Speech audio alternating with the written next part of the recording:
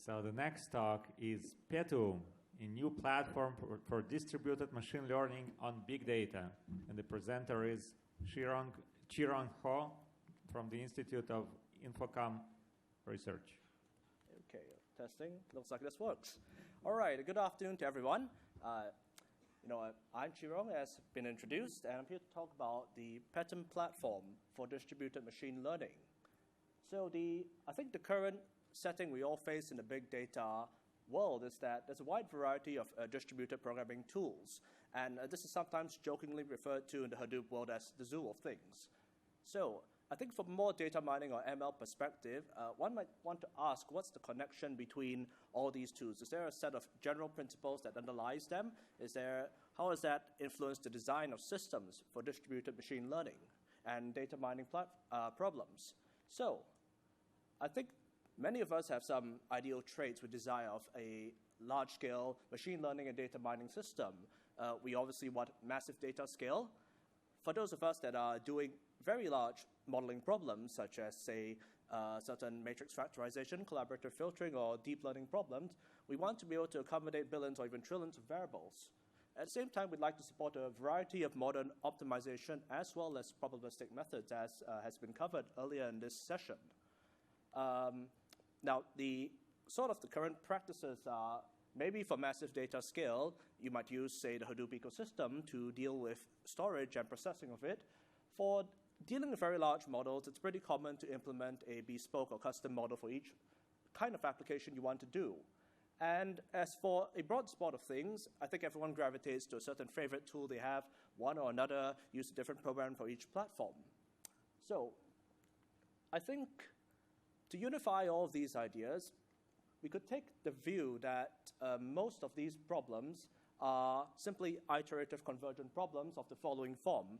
It's a kind of maximization over some kind of loss function over data and parameters, and perhaps some kind of regularization or prior function in the, say, probabilistic setting over the parameters themselves. Generally, almost all the problems we look at in data mining and machine learning are iterative in nature. That is to say, you do a for loop over t equals 1 to t. You might do something at the start, the end of the block, but there's a key update step where you take the parameter and update it via some change. Maybe that's additive.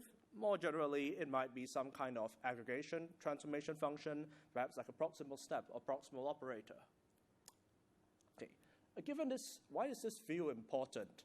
So we want to look at a broad class of problems, and we want to identify the principles that are common to all of them so as to build a general purpose system that shows speed up and shows increased efficiency for many of the problems you want to write on it.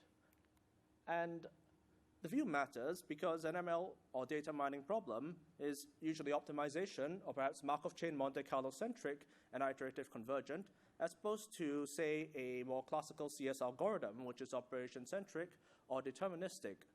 A good example of this is the classic merge sort algorithm, where if you have a single error during the sorting process, let's say that parallel worker over there puts 5 before 2, that error is going to propagate through the algorithm, and the final answer is incorrect. But many of us, we do know that for many of these iterative convergent algorithms, minor errors in the model state are actually kind of similar in effect to random noise. This is actually the reason why stochastic algorithms, which are one of the popular methods today, are so effective, because the randomization of a data points is treated as some form of stochastic noise. So one intuition in designing a system is to take advantage of this self-correcting property to improve system design and to allow for the use of flexible communication strategies that might deviate from, say, the classical bulk-synchronized parallel methods. Right? The second insight we want to look at systematically is that many of these algorithms have some form of structure. Very briefly, it's saying that model parameters are not independent in general. And for certain algorithms, it's possible to group the parameters into certain blocks, where the parameters in blocks A and B are independent of each other. Inside a block, you'd update them sequentially. Between blocks, we update them in parallel. A third intuition is that many of these algorithms can exhibit nonuniform parameter convergence, and that some model parameters may converge much faster than others. So, for example, empirically, let's say you're doing a sparse regression on over 100 billion parameters. In general, you'll find that 85% of the parameters will converge, say, within 5 iterations. However, the remaining 15% may require up to 100 or more iterations, and you'd want to be able to prioritize the CPU on some of these slower parameters so that they all converge at about the same time, and it's a form of load balancing.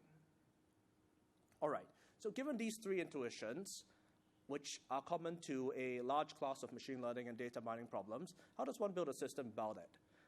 Before we talk about that, we need to speak a bit about, say, parallelization strategies for algorithms. So in general, there are 2 broad classes of strategies.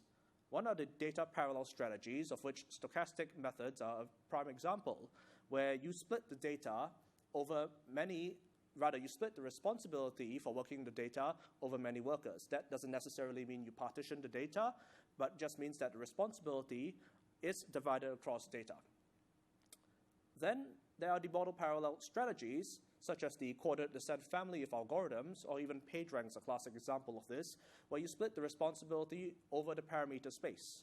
So that's to say, some workers will get parameters 1, 2, and 3, other workers 4, 5, 6, and so on. So these are 2 broad themes that are seen in many parallelization strategies, and some methods are even a combination of both. So the main difference between data and model parallelism is that there's generally an assumption in data parallelism that the data points are IID. Almost all models have the assumption that these data points are drawn from the same distribution independently. Whereas in model parallelism, the model parameters are not exactly independent of each other. A good example of this is in linear regression methods, where in the coordinate descent literature, you find that the empirical correlation between feature columns actually affects the quality of convergence. Graphical models are another example. It's well known that if you want to do Gibbs sampling in parallel, you have to make sure the Markov blankets don't overlap for the different variables. Okay. So the focus of the Petuum system is to find systematic ways to improve both data and model parallel algorithms based on the 3 intuitions I described earlier. So one of those systems performs what is called bounded-async consistency, which is a way of allowing different workers in a distributed system to communicate with each other in a way that's asynchronous, which means that some updates can arrive late, but the delay is bounded. The idea is that you want to exploit this self-healing or robustness to noise property to communicate in an opportunistic manner, but with a certain amount of guarantee that is enforced by the fact that there's a staleness bound on it. The other type of system in Petuum relies on something we're calling structure-aware parallelization, which is to use the block structures that I talked about, as well as the uneven convergence, to schedule these model parameters for updates in a different but more efficient manner. The point of bounded asynchronous consistency is to improve the iteration throughput, the rate at which the system executes machine learning updates, without compromising on the iteration quality. And the point of structure-aware parallelization is to improve the iteration quality without sacrificing iteration throughput. And I'll get to some empirical results in a minute or two. Okay. So for the bounded asynchronous consistency, we're calling the system boson, which is actually a key value storage for model parameters that provides asynchronous-like access and has bounded delay via a bridging model we call eager-stale synchronous parallel. A bridging model, one example of a classic bridging model is the bulk-synchronous parallel model. A bridging model is a model that specifies how a program should do its computation and its communication, and it's not actually a system, but simply a way of thinking about programs. So under this bounded asynchronous ESSP model, the general idea is that threads or workers in general, will be allowed to deviate from each other in iteration count, but only up to a certain limit. For example, if you set that limit to 3, then workers are not allowed to deviate by more than 3 iterations. And the idea is this controls the amount of error or noise in the problem that still allows the problem to converge, while allowing the system some opportunities to schedule communication in an efficient way. The other idea, structure-aware parallelization, is a scheduler system that does 2 things. The first thing is it avoids concurrent updates on parameters that are not independent. For example, highly correlated features in a coordinate descent problem, or different variables in a graphical model that are adjacent to each other and linked. So this is important for avoiding problem divergence or low quality of the solution. The second thing it does is to prioritize computation on the slower to converge parameters, thus achieving a form of load balancing. Okay. So in terms of technical implementation, the Bose system, which is the bounded asynchronous parallel system, allows the model updates to be pushed out eagerly, which is to say we push updates to the machines before it's required by the workers. This lowers the average variance and mean of the staleness parameter, which is the gap between each worker's view of the parameters. And we'll see that there's some theory analysis that shows that this will improve the quality of the solution. Then there are some other features that we're working on that are still in publication, which is prioritize communication strategies to further optimize the bandwidth usage, as well as automatic, what we call adder revision style step size tuning for improved convergence. These are done on the system itself so that the user doesn't have to program it. On the other side, the structure-aware parallelization is handled by a system we call STRADS, which performs this, what we're calling prioritization with dependency analysis. So the prioritization is simply doing those parameters that are slower to converge more often, and it means fewer parameters to be analyzed for dependencies. The idea is that if you have 1 billion parameters, and you choose 100 of them to do in parallel, you only have to analyze the dependencies between 100 of them instead of building a full graph of dependencies between the 100 billion parameters. So this allows the dependency analysis to proceed faster.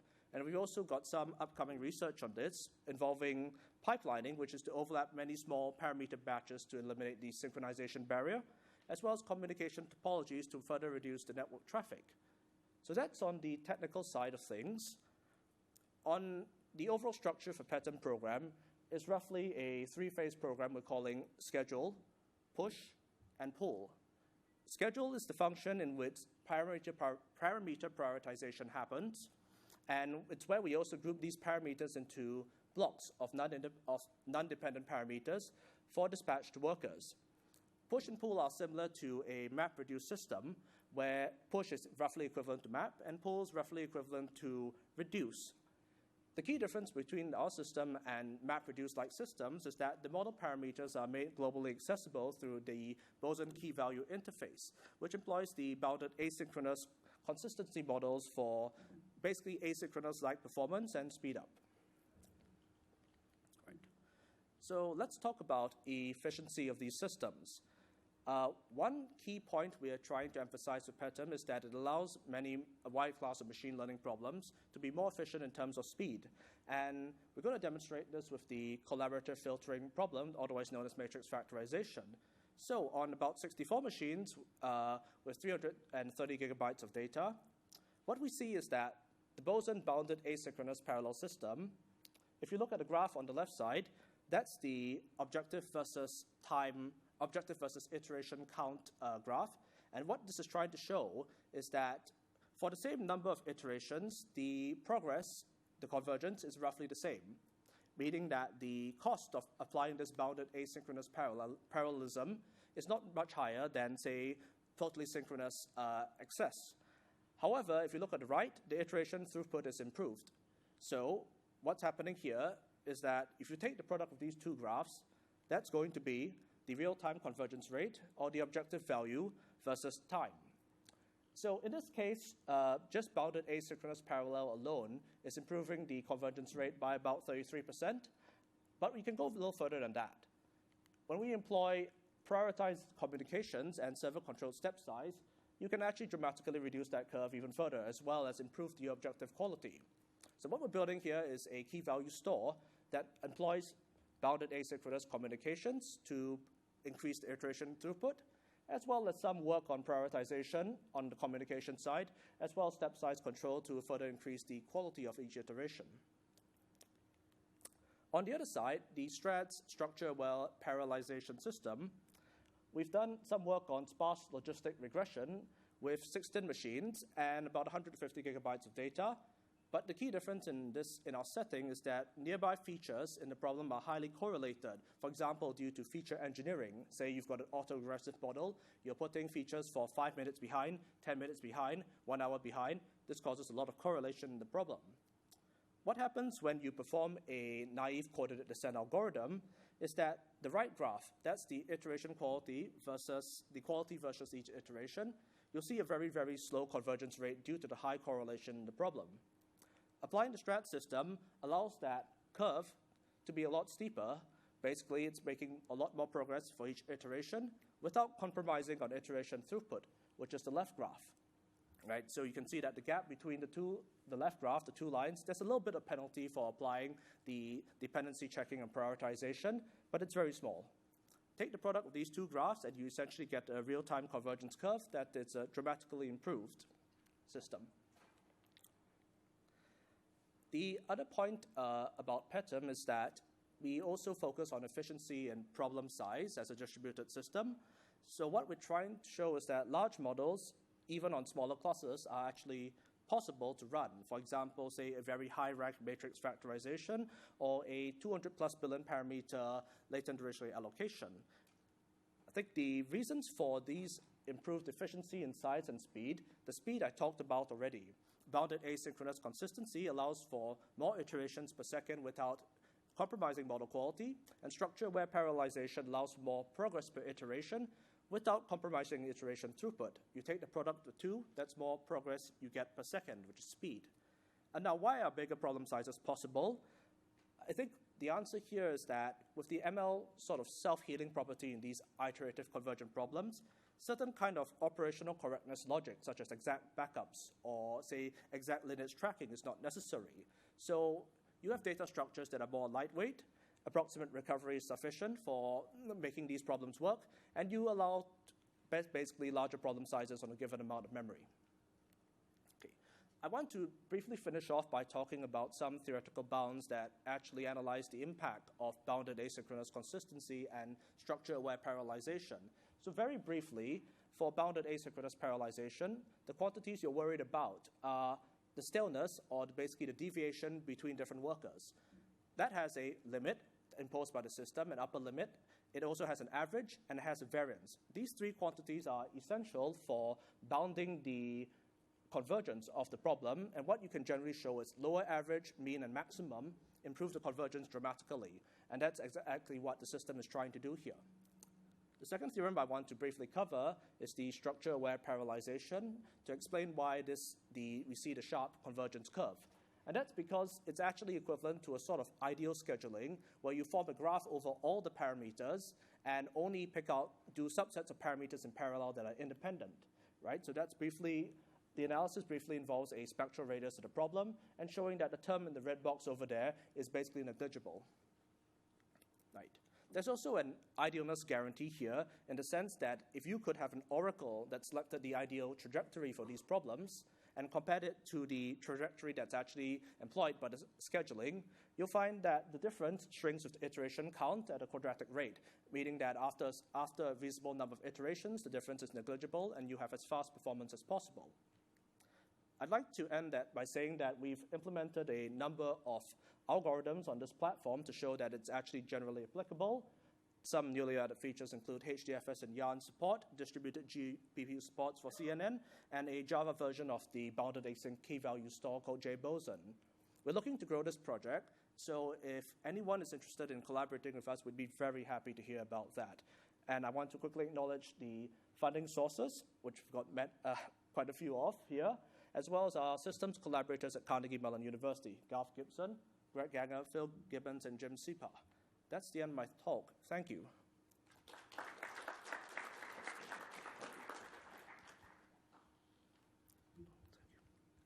One question? Oh. Yes. So you commented that you could detect things that were largely independent of each other and use them to schedule parallel updates. I wonder whether you've thought at all about the converse, detecting things that are very closely related and applying block coordinate descent rather than individual coordinate descent type of updates? Actually, that's in fact what we're doing. So they're both part of the same process. Finding out what's independent and finding what should be scheduled together. So the independent things are done in parallel, and the block coordinate descent is applied within a block. So you actually find blocks that are pairwise independent between the blocks. Within the block, they may be highly correlated, and you do those in sequence on one worker. But different blocks are on different workers. So there's both a sequential and parallel in the block coordinate descent sense, except we're sort of doing it dynamically at a very fine-grained scale, which is made possible by efficient pipelining of the problem from the system's perspective. Thank you. Thank you very much.